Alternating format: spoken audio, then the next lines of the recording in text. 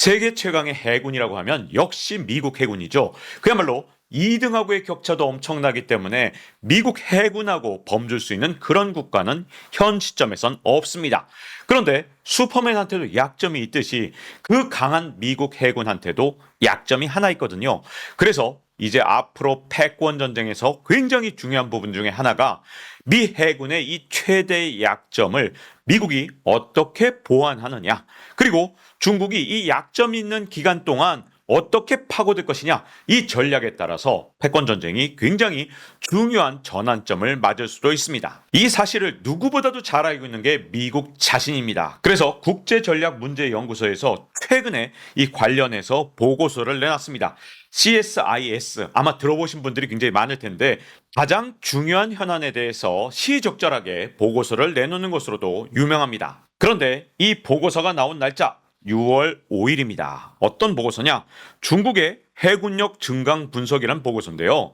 제목은 비교적 평범한데 내용은 진짜 심상치 않은 내용을 담고 있습니다. 중국의 급속한 군사력 증강으로 인해서 인민해방군 해군이 해상에서 때때로 예상되는 것보다 더 빠르게 여러 가지 해양 전력 측면에서 미군을 추월할 태세를 갖추게 되었다. 이렇게 심각한 내용을 다루고 있거든요. 여러분, 이런 얘기할 때마다 제가 높아심에서 말씀드리는데 이거 제 주장이 아니고요. 미국의 알아주는 싱크탱크의 주장입니다. 저번에도 한번 미국 싱크탱크의 주장을 그대로 전달했는데도 불구하고 너 친중이지? 이런 댓글이 엄청 많이 달렸는데 이거 어디까지나 미국에서 혹시라도 모를 중국의 추월에 대해서 미리 대비하기 위해서 보고서를 내놓는 겁니다. 이 CSIS에서 지적한 미국 해군의 최대 약점이 무엇이었느냐? 바로 미국이 더 이상 선박을 건조할 능력을 갖고 있지 못하다는 겁니다. 그래서 중국은 지금 빠른 속도로 전함의 숫자를 늘리고 있는데 미국은 전함의 숫자가 이렇게 정체되어 있는 거예요. 그래서 드디어 중국의 전함 숫자가 미국을 앞서기 시작했습니다. 그래서 CSIS에서 걱정한 게 뭐냐? 중국이 현재 속도로 계속 함대를 확장하고 미국이 조선 산업을 활성화하는 근본적인 대책을 내놓지 못한다 그러면 중국은 이 국가 간의 패권 전쟁, 특히 장기간의 강대국 간의 전쟁에서 승리를 하게 될 가능성이 점점 더 커지게 될 것이다. 이렇게 주장을 한 겁니다. 여기서 해군 함정의 비교는 1000톤 이상만 비교를 했습니다. 그래서 현재 미국은 219척, 중국은 234척입니다. 만약에 이 1000톤보다 더 낮추게 된다면 중국의 전투 선박의 척수는 훨씬 더 늘어나게 됩니다. 그렇다면 아무리 CSIS가 권위 있는 그런 연구소라 하더라도 혹시 엄살을 부리는 게 아니냐, 이렇게 보시는 분들도 계실 겁니다. 왜냐하면 미국과 중국 사이에 선박의 대수는 역전이 되는지 모르겠지만 이 선박의 성능이라든가 아니면 이 선박의 크기면에서 아직도 미국이 훨씬 더 압도하고 있기 때문이죠. 물론 미국의 선박과 중국의 선박의 기술 수준을 비교하기는 쉽지가 않습니다. 그런데 선박의 전체 톤수는 너무나도 쉽게 비교할 수 있거든요. 미국의 전투함의 전체 톤수는 460만 톤이나 됩니다. 이에 비해서 중국의 전체 톤수는 180만 톤에 불과합니다. 그리고 같은 항공모함이라 하더라도 중국의 항공모함은 1000피트가 되지 않습니다. 그런데 미국의 항공모함은 1000피트가 넘죠. 여기다가 비행기를 사출한다든가 이 온갖 기술을 비교해보면 미국이 중국보다 훨씬 더 우위에 있는 것은 분명합니다. 그런데 CSIS는 도대체 왜 중국의 추격이 무섭다, 이렇게 경고를 한 것일까요? 이건 다른 연구소인 US Naval Institute에서 발표한 연구 결과 발표인데요. 그런데 이 제목이 Bigger Fleets Win, 즉 큰 함대가 승리합니다 라는 뜻입니다. 우리가 흔히 생각할 때는 미국 전함의 기술력이 훨씬 더 뛰어나기 때문에 그야말로 1대 100으로 싸워도 다 이길 것 같잖아요. 그런데 정작 해군 출신은 그렇게 주장하지 않습니다. 해전에서 우수한 품질의 선박으로 구성된 소규모 함대가 승리를 위한 길이 아닙니다. 가장 많은 함선을 보유한 쪽이 거의 항상 승리합니다. 이런 주장을 했습니다. 그래서 이분의 연구 보고서에 따르면 전체적으로 유명한 역사적인 이런 해전 28번 가운데 무려 25번이 더 큰 규모의 함대, 즉 선박의 대수가 더 많은 경우에 승리를 거뒀다는 겁니다. 이분의 연구 보고서를 보면 그 이유가 자세하게 써 있습니다. 다만 저는 이 해전의 전문가가 아니기 때문에 제가 이해한 수준에서 말씀드리면, 지상전 같은 경우는 그래도 성능이나 아니면 기술 수준의 격차가 큰 역할을 하지만, 이 해전이라는 게 뚫린 바다에서 그야말로 이곳저곳에서 막 포격이 이루어지고, 이런 환경에서는 선박의 대수도 굉장히 중요하다는 거죠. 성능만이 정답이 아니라고 얘기하는 겁니다. 실제로 지금까지 워게임에서도 비슷한 결과가 많이 나왔습니다. 펜타곤에서 워게임을 한 적도 많고, CSI에서도 이전에 워게임을 한 적이 정말 많거든요. 워게임이라는 게 뭐냐? 가상으로 이렇게 전쟁을 시뮬레이션 하는 거죠. 그래서 누가 이기느냐를 보는 건데, 이 연구는 23년 1월에 있었던 겁니다. 이때 어떤 결과가 나왔냐? 중국은 무려 52척의 주요 수상 전함을 잃었는 데 비해서 미국은 고작 7척에서 20척밖에 잃지 않았다고 나왔습니다. 이렇게 중국이 엄청난 손실을 봤는데도 불구하고 중국은 여전히 미국보다 더 많은 수상함을 보유하고 있기 때문에 해전을 계속 지속할 수 있다. 이게 바로 워게임의 결과입니다. 펜타곤에서도 유사한 결과들이 계속해서 나오고 있거든요. 그래서 이렇게 해전이 진짜 붙었을 때 미국의 전함이 훨씬 더 뛰어난 성능을 갖고 있다 하더라도, 그야말로 중국의 이 인해 전술, 바다 위에서도 이게 충분히 가능하다는 게 미국의 싱크탱크나 아니면 펜타곤에서 내린 지금까지의 워게임 결과입니다. 다시 한번 강조하지만 이거 제가 주장하는 게 아니고요. 미국의 싱크탱크나 아니면 펜타곤이 수많은 워게임 속에서 그런 결론을 내렸다는 겁니다. 제가 개인적으로 전쟁사 매니아거든요. 특히 제가 관심을 갖고 있는 전쟁 중에서 이 스페인 아르마다를 물리쳤던 칼레 해전이 그 중에서도 단연 탑인데요. 이때 해전 결과도 아까 말씀드린 네이벌 인스티튜트의 결과와 크게 다르지 않습니다. 당시에 영국은요 197척으로 이 해전에 참전을 했고, 스페인은 130척이었습니다. 이때까지 제해권을 갖고 있던 나라는 스페인이었습니다. 그리고 이 130척은 진짜 대규모 선박들이었거든요. 이에 비해서 영국은 그 당시만 해도 해군이 정말 부실했기 때문에 선박의 척수는 197척이었지만 이들 대부분이 소규모 상선을 개조해서 일시적으로 군용으로 개조했던 징발한 함선들이었습니다. 그런데 영국과 스페인이 이 칼레에서 붙기 전까지만 해도 이 싸움은 해보나마나 스페인이 이길 거라고 누구나 다 그렇게 생각을 했습니다. 왜냐? 스페인 선박이 훨씬 더 규모가 컸고 무적 함대라고 불릴 만큼 그 전까지는 계속해서 승리를 거둬왔기 때문입니다. 그런데 전투의 결과는 이런 예상과 달리 완전히 다르게 나타났죠. 스페인은 무려 44척을 잃었고요. 영국은 딱 8척을 잃었는데 화공선 8척이었습니다. 다시 말해서 불을 붙여서 스페인 선박한테 이렇게 충돌시킨 선박 딱 8척 잃고 끝났다는 겁니다. 그 정도로 영국이 대승을 거두면서 그 뒤에 제해권이 영국으로 넘어왔죠. 이때도 선박의 척수가 그만큼 중요한 역할을 했던 겁니다. 물론 그렇다고 해서 최신의 대규모 선박이 또 힘이 없느냐? 그건 아닙니다. 다만 선박의 척수를 완전히 무시할 수 없는 게 이 해전이다. 이렇게 미국의 해군 장성 출신 중에서 주장한 사람들이 정말 많습니다. 그런데 문제점은 중국이 이 전투함을 아주 빠른 속도로 늘리고 있다는 겁니다. 이 그래프에서 파란색은 미군이 새로 진수한 전함의 척수입니다. 그리고 오른쪽의 빨간색은 중국이 새로 진수한 전함의 대수를 나타냅니다. 이 그래프에서도 확연히 드러나잖아요. 중국은 지금 현재 빠른 속도로 워십, 이 전함을 찍어내고 있죠. 이에 비해서 미국이 전함을 진수하는 속도는 굉장히 느립니다. 이 때문에 시간이 가면 갈수록 미국과 중국의 전투함의 숫자는 점점 더 벌어질 수밖에 없는 상황이죠. 특히 중국은 2017년부터 순양함 8척이나 건조를 했는데 미국은 2016년부터 신형 순양함을 단 한 척도 건조하지 않았다고 이렇게 지적을 하고 있습니다. 그런데 여기서부터 미국 해군의 약점이 시작됩니다.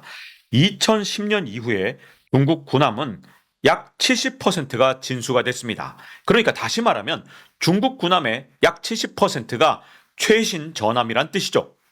이에 비해서 미국 해군은 약 25%만이 2010년 이후에 진수된 그런 전함입니다. 제 아무리 미국의 기술력이 세계 최강이라 하더라도 3, 40년 전에 진수한 전함은 아무래도 기술력이 떨어질 수밖에 없습니다. 2010년 이후에 새로 진수된 그런 중국의 군함, 이런 군함들이 미국보다 좀 떨어진다 하더라도 이렇게 오래된 미국의 전투함하고는 그래도 좀 비벼볼 그런 여지가 있다는 거죠. 이게 바로 CSIS에서 걱정하는 부분입니다. 제가 이렇게 미국의 최고의 싱크탱크의 분석 결과를 말씀드리면 바로 저한테 반박하시는 분들이 계실 거예요. 야, 미국한테는 세계 최고의 항모 전단이 있는데 이게 무슨 헛소리야! 라고 하시는 분들이 계시겠죠. 근데 요즘에 미국에서 항모 전단에 대한 그런 믿음이 상당히 흔들리고 있습니다. 그래서 심지어 이렇게 말씀하시는 분도 있어요. 항공모함의 시대는 끝났다. 이거 제 주장이 아니고요. 트럼프 정부에서 마지막 국방장관, 정확하게 대행을 지냈던 분인데 크리스토퍼 밀러라는 분이 뭐라고 주장을 했느냐? 자, 항공모함의 시대는 이제 끝났고 더군다나 미국한테는 11개 항모 전단이 있는 것으로 이렇게 알려져 있지만 현재 많은 항공모함이 수리 중이거나 아니면 수리를 받아야 되는 상황, 그리고 재정비를 해야 되는 상황, 이런 경우가 정말 많습니다. 그래서 당장 전쟁에 동원할 수 있는 건 고작 2개의 전단뿐이다. 이렇게 주장을 밀러가 했습니다. 제가 아니고요.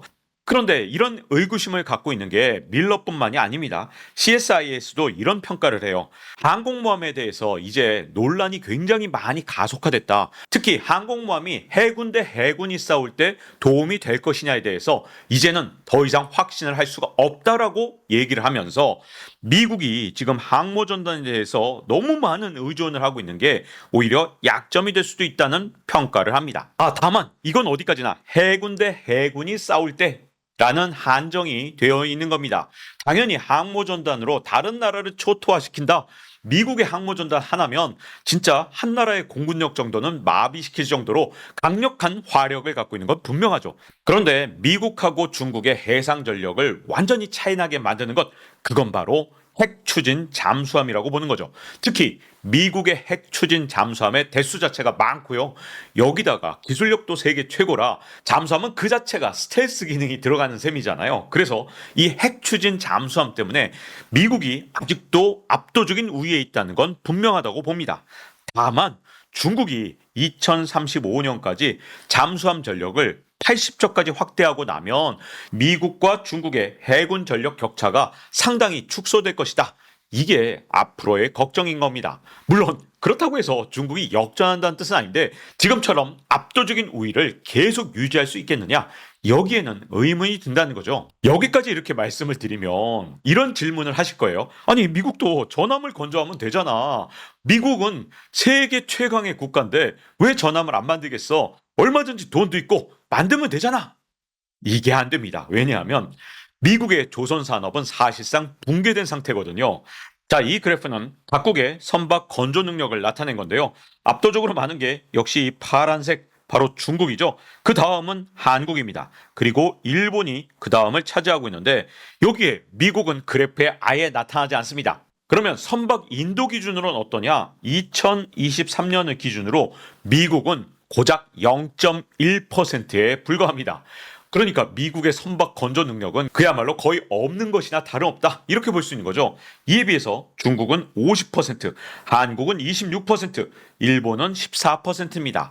한국하고 일본을 합쳐야 중국하고 그나마 엇비슷해지는 거죠. 제 아무리 미국이 아무리 뛰어난 기술력을 갖고 있다 해도 그리고 돈이 아무리 많다 해도 미국 내에서 선박을 건조할 수 없다는 게 미국의 최대 약점입니다. 근데 이게 원래부터 그랬느냐? 그렇지 않습니다.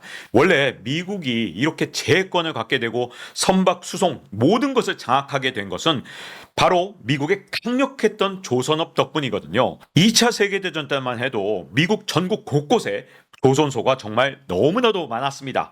이게 브루클린 해군의 조선소인데요. 드라이독만 해도 잔뜩 있고 곳곳에 있죠.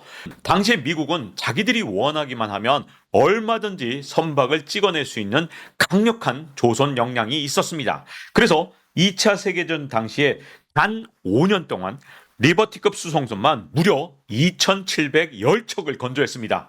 하루에 1.5척을 건조했다는 뜻입니다. 지금도 이런 능력을 갖고 있는 나라는 없거든요. 그러니까 미국이란 나라가 얼마나 대단한 선박 건조 능력을 갖고 있었는지를 알 수 있는 거죠. 근데 이런 리버티급 수송선을 진짜 마구잡이로 찍어내면서 동시에 항모전단 151척을 2차 대전 기간 동안 만들어냈습니다.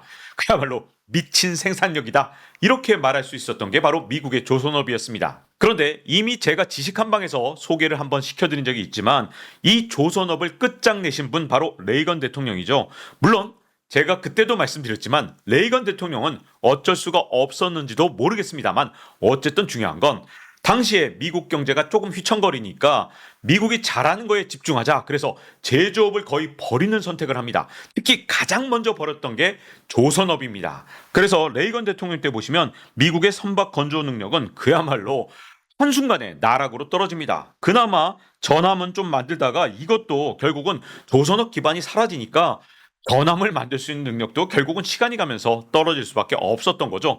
영화 프리티 우먼에서 남자 주인공 리처드 기어가 조선소를 원래 분해해서 갈갈이 찢어서 해외에 팔아넘기려고 그랬는데 듀리아 로버츠를 만나서 그 조선소를 팔아넘기지 않고 미국이 계속 유지하면서 고용을 유지하려고 했던 모습이 나오죠. 이런 영화까지 나왔던 가장 큰 이유, 레이건 행정부에서 미국 조선업이 그야말로 박살이 나면서 미국 조선업에서 일하던 사람들이 대량으로 실직을 당했기 때문입니다. 이렇게 죽어가던 조선업을 다시 한번 끝장낸 사건이 있었는데 그건 바로 중국의 WTO 가입과 그리고 이걸 통한 중국의 조선업의 급격한 성장이었죠. 그래서 그나마 2000년대 조금 살아날 것 같던 미국의 조선업이 그 뒤에 몰락한 건 중국의 부상과 맞물려 있습니다. 지금의 미국은 이제 전 세계 선박 건조 능력에 대비해서 고작 0.1%밖에 만들 수 없는 그런 나라로 전락을 해버린 거죠. 근데 이런 미국 해군의 위험성 제일 잘 알고 있는 게 바로 미국 해군이죠. 그래서 미국의 장성 출신들이 주로 가 있는 네이벌 인스티튜트 이런 연구소에서는요 끝없이 지금 현재 보고서를 내놓고 있습니다. 지금 당장 미국의 선박 건조 능력을 향상시켜야 된다. 이게 또 24년 2월에 나왔던 보고서인데요. 근데 이게 정말 쉬운 일이 아닙니다. 완전히 붕괴됐어요. 이제 미국의 선박 건조 능력은 간신히 미국의 전함을 만들 수 있는 정도, 그리고 간신히 미국의 전함을 수리할 수 있는 정도, 이 정도에 불과합니다. 지금 미국은요, 선박을 수리할 만한 그런 능력조차 없기 때문에 미국의 항공모함정에서 재정비를 받아야 되는데 이걸 제때 받지 못해서 진짜 줄 서 있는 항공모함이 한두 대가 아닙니다. 그래서 아까 11개의 항공모함 전단 중에서 지금 당장 가동할 수 있는 게 고작 2개 전단밖에 되지 않는다. 그 이유가 뭐냐? 미국의 워낙 조선 능력이 떨어지다 보니까 지금 현재 이 문제가 너무나도 심각한 문제로 미국 해군에 있는 겁니다. 특히 2030년대 후반이 되면 이게 더 큰 문제가 되는데요.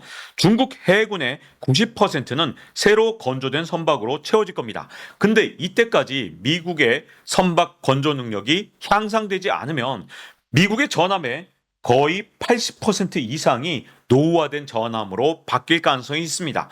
아무리 중국의 기술력이 떨어져도 전부 다 노후화된 전함이면 전투를 붙었을 때 과연 미국이 100% 완벽한 승리를 거두겠느냐? 여기에 의문이 들 수밖에 없고요. 자, 만약에 한번 붙었어요. 그래서 서로 손실이 일어났어요. 그리고 난 다음에 선박을 또 건조해서 또 전쟁을 한다. 이렇게 장기전이 돼버리면 결국은 압도적인 생산 능력을 갖고 있는 쪽이 유리할 수밖에 없습니다. 더군다나 지금 미국은요. 지금 2차 세계대전 때 갖고 있던 압도적인 생산 능력을 거의 다 잃어버렸잖아요. 그래서 전함을 건조한다고 해도 이게 다 줄 서 있고 예약이 밀려 있습니다. 이게 드라이독이 있어야 되잖아요. 그래야 선박을 건조하지. 근데 미국에는 이 드라이독도 없고 또 하나 문제는 드라이독이 있다 하더라도 선박을 건조할 수 있는 기술자들이 거의 사라졌습니다. 제가 직접 이 조선소 가서 특수 용접하시는 분들 취재도 해보고 막 그랬거든요. 근데 이런 특수 용접, 미국 사람들이 지금부터 배워서 그런 기술력을 갖춘 사람을 막 수천 명, 수만 명을 양성한다?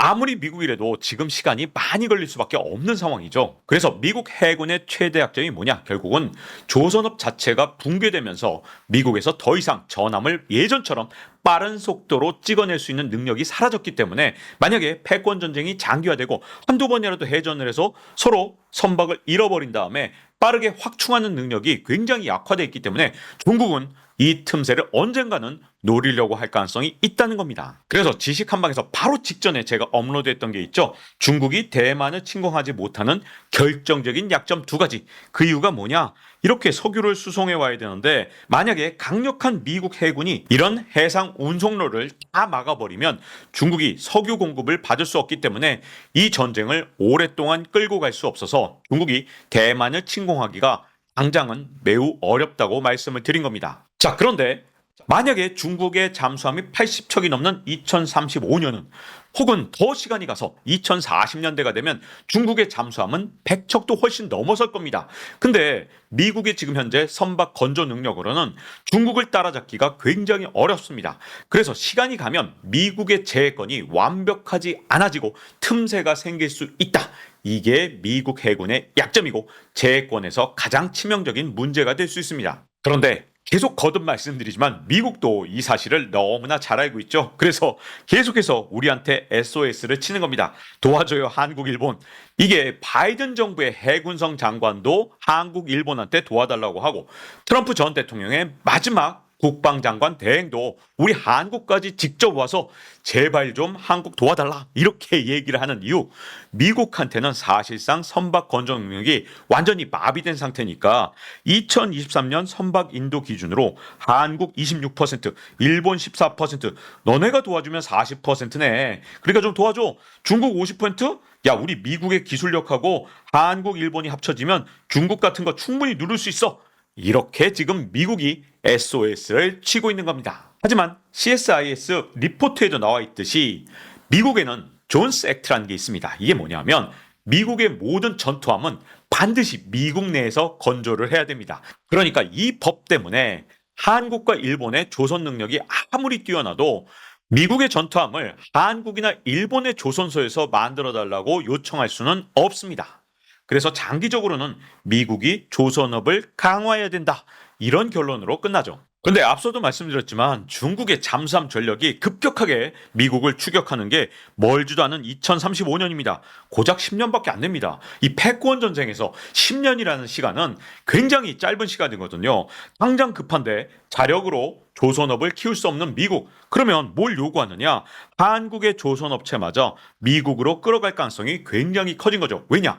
존스 액트 때문에 한국의 조선소에서는 미국의 전함을 만들 수가 없습니다. 그러니까 결국은 한국의 조선업체한테 미국 들어와라. 이렇게 지금 아주 대놓고 요구를 하는 거죠. 지금 그러면 이거 반도체, 배터리 다 미국에 공장 지었는데 만약에 조선까지 가져가면 이거 한국에 남는 건 뭐냐? 이런 걱정이 들긴 하는데요. 특히 이 국방과 관련된 조선업은 미국의 안보 문제와 밀접하게 연관되어 있기 때문에 미국이 요청할 시에 미국 투자를 안 해주기는 불가능할 거라고 생각됩니다. 그래서 저는요, 오히려 이걸 기회로 삼아야 된다고 생각하는데 너무나 좋은 기회잖아요. 우리나라 조선소 충분히 미국에 진출해 줄 수 있다. 다만 핵 추진 잠수함 건조를 좀 할 수 있도록 허락을 해달라. 이렇게 승인을 좀 해달라. 이렇게 요청할 수 있는 결호의 기회가 지금 현재 오고 있다고 저는 생각합니다. 만약에 이 좋은 기회마저 놓친다면 제가 보기엔 우리나라의 해군 전력을 진짜 압도적으로 강화할 수 있는 기회를 완전히 잃어버린다고 보거든요. 우리나라 외교가 최근에 우리나라의 국익을 제대로 지키지 못할 때가 너무 많아서 정말 답답한데 이제 우리나라의 국방은 우리 스스로 지키지 못하면 100% 안심할 수가 없습니다. 근데 요즘에는 항공모함보다 진짜 중요한 게 핵추진 잠수함입니다. 이거 몇 척만 갖고 있으면 이 동북아 질서에도 영향을 줄 만큼 진짜 강력한 전력이 될 수 있습니다. 근데 미국 입장에서 지금 당장 아군이 한 척이라도 더 잠수함을 갖는 게 유리할 거 아니에요. 더군다나 우리나라의 조선업이 필요하다면 우리한테 이제 핵추진 잠수함을 건조할 수 있도록 허락을 해달라. 이렇게 요청할 수 있는 거죠. 우리나라 핵추진 잠수함 건조할 수 있는 능력 충분합니다. 미국이 승인만 해주면 됩니다. 근데 이 승인조차 받아내지 못한다. 그러면 제가 보기엔 외교력이 너무나도 없다. 이렇게 볼 수 있는데 이번에는 대한민국 국민들 한 명 한 명의 안위가 달려있는 만큼 반드시 우리의 국익을 꼭 지켰으면 합니다. 자, 여기까지 말씀드리면 2035년이 되면 중국이 반드시 미국 해군을 누르고 이제 해상 패권을 장악하는 것이냐? 그건 또 아니죠. 중국 경제한테도 약점이 있습니다. 중국은요, 사실 성장 동력이 거의 소실됐다 해도 과언이 아닙니다. 왜냐? 전 세계에서 어떤 나라도 생산 가능 인구 비중이 줄어든 상태에서 급속도로 계속해서 성장을 하는 나라는 없습니다. 그런데 중국의 인구 구조는 언제부터 무너졌느냐? 2012년부터 무너졌습니다. 이때부터 생산 가능 인구가 전체 인구에서 차지하는 비중이 줄어들기 시작했습니다. 인구 피라미드 보세요. 여기도 젊은 층이 굉장히 적습니다. 더군다나 지금은 우리가 학계 출산율이 워낙 낮아서 중국을 따라잡고 있긴 하지만 중국은 한 자녀 갖기를 이미 오래전부터 강요해 왔기 때문에 2012년, 즉 우리나라보다 6년이나 먼저 인구 구조가 무너진 상태입니다. 그런 중국이 아직까지 고성장을 할 수 있었던 이유는 부채 비율을 엄청난 속도로 높였거든요. 자, 이건 중국의 총 부채 비율인데요. 2008년까지만 해도 이게 한 140%밖에 되지 않았습니다. 근데 이게 290%까지 늘어나면서 중국을 억지로 빚으로 성장을 시켜왔던 겁니다. 근데 이제 더 이상 빚을 늘리기가 불가능해졌습니다. 왜냐? 290%가 얼마나 높은 거냐? 미국의 총부채 비율이 280%입니다. 근데 중국의 총부채 비율이 미국보다 높다는 게 이게 말이 안 되잖아요. 그래서 중국의 성장 동력은 앞으로 빠르게 약화될 수밖에 없거든요. 이렇게 미국과 중국의 장점과 약점이 충돌하기 때문에 앞으로 2030년대 중반 후반이 가면서 재해권을 놓고 또 한 번 충돌이 빚어질 가능성은 상당히 높습니다. 이런 두 나라의 충돌 가능성을 우리나라의 영향력 확대 그리고 해군 전력의 대폭적인 확대로 활용하느냐 아니면 두 나라의 충돌 사이에서 우리나라의 국익을 계속해서 잃어만 갈 것이냐 여기에 대한민국의 미래가 달려 있습니다. 우리나라도 결국은 바다로 먹고 사는 나라입니다. 우리나라가 삼면이 바다라서 세계 곳곳으로 얼마든지 진출할 수 있었고 이 과정에서 빠른 속도로 성장을 해왔던 겁니다. 만약에 우리나라가 내륙 국가였다면 이렇게 성장을 할 수가 없었을 겁니다. 그런데 이제는 강력한 해군이 있어야 이렇게 삼면이 바다인 것을 계속 활용할 수 있는 시대로 갈 겁니다. 왜? 이제는 각자 도생의 시대로 가기 때문에 우리 스스로가 충분한 해군력을 갖춰야 할 때가 왔습니다. 자, 과연 이걸 기회로 이용할 것이냐? 아니면 이 좋은 기회를 날릴 것이냐? 제발 정신 똑바로 차리고 외교정책 그리고 국제 질서를 선도해 나가기를 기대해 봅니다. 이제 지식 한방 마칠 시간이 됐습니다. 다음 시간에 뵙겠습니다.